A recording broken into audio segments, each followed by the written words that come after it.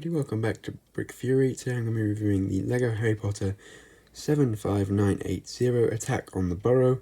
This set was released in 2020 and comes with 8 minifigs and 2 owls and a very simple side build. So let's get straight into looking at the set. So the main build is built in 2 sections, with the ground floor and this first floor here, and then this section which can be removed and looked at separately or played with separately. So first we're going to take a look at this ground floor and first floor. So from the outside of the ground floor there is, of course, this pigsty, the door with a little gate, that opens outwards, a bucket, and there's a few leaves on the ground and a few pebbles.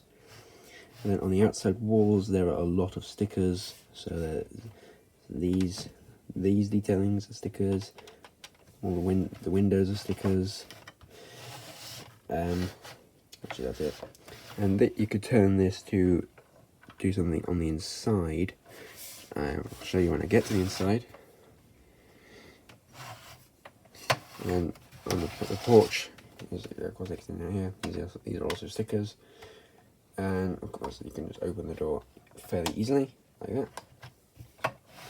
And then to get into the inside, you just pull this out like that. At least this area of the inside.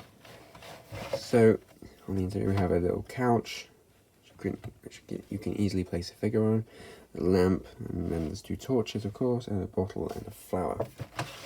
And here there is a desk or a letter, a pile of logs, and a bookshelf. And then the fireplace is what is connected to that dial that you've done on the outside. So here you see, I believe that is the red fire? Yeah, or I should say the orange fire, so the normal fire, but when you turn the dial, it turns green to simulate the flue network. Now, and then on the other side we have the kitchen area. So a sink, a table with 6 chairs, and then there's some eggs and waffles and some coffee and orange juice or something like that. And there's some sticker tiles here, and then in the background you can see them there as well. There's a little seat here, and then there's the clock, which I believe is removable. So I can take a little close look at that, if I can get it out. There we go. So this is the clock.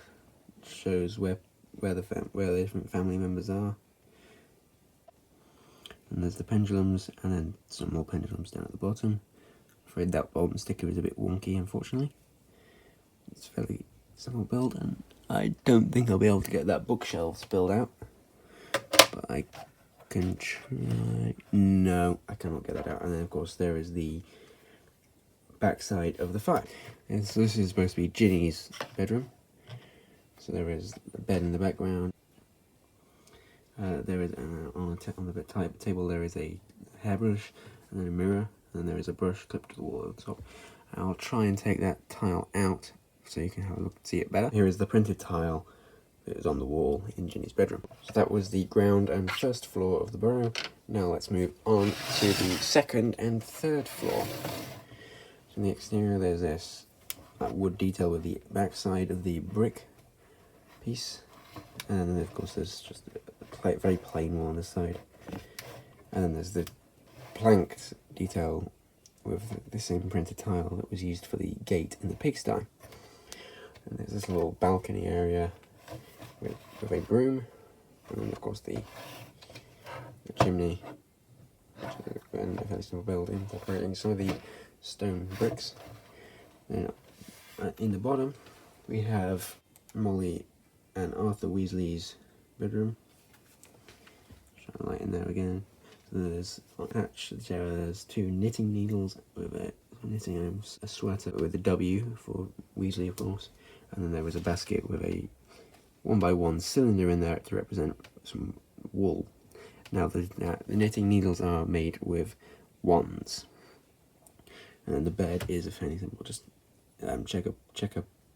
I'm not sure that's the right word for that, but it's very simple pan with some pink slopes for the pillows. And then above them is Ron's bedroom, where he's got his bed covers with the colours of his Quidditch team that he supports, and then there's a poster for the same team on the wall. And some steps to get up to the outside. And then up here is a place where you can perch your owls. The attic, loft. Of course, you've read the books, you'll know there is a ghost in there. So now let's move into the figures. First up we have Fenrir Greyback and Bellatrix Lestrange, two dark wizards in the set, or I should say the dark witch and the werewolf in the set. So the printing is fairly simple, or I should say printing is nice on both of their torsos and on their faces, and the moulding on Bellatrix's hair is amazing because they've got two black wands, and I believe they both have second faces, if I can get their headpieces off. Let that spin round.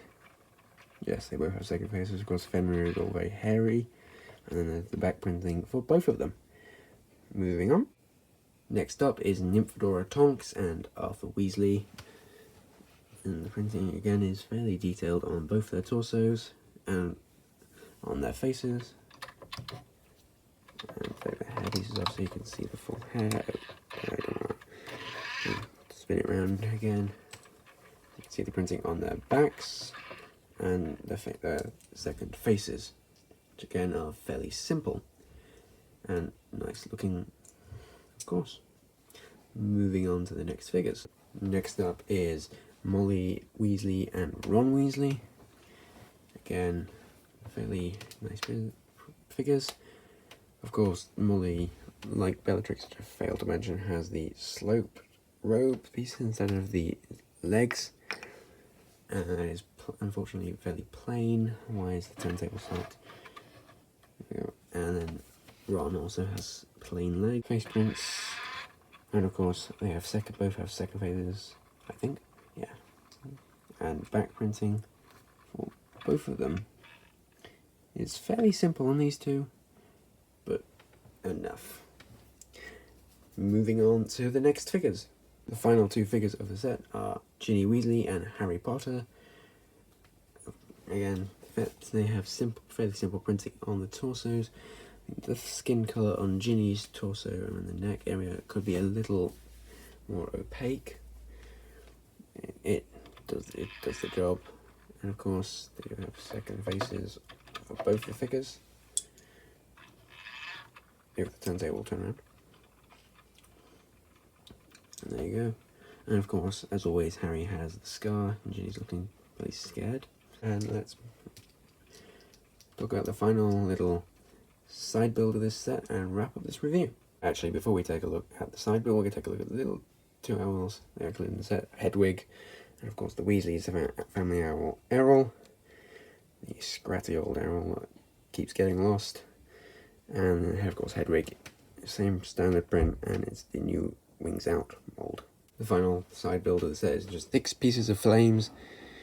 And of course you can angle these two to the side to let people through, and then just flip them up like that to block.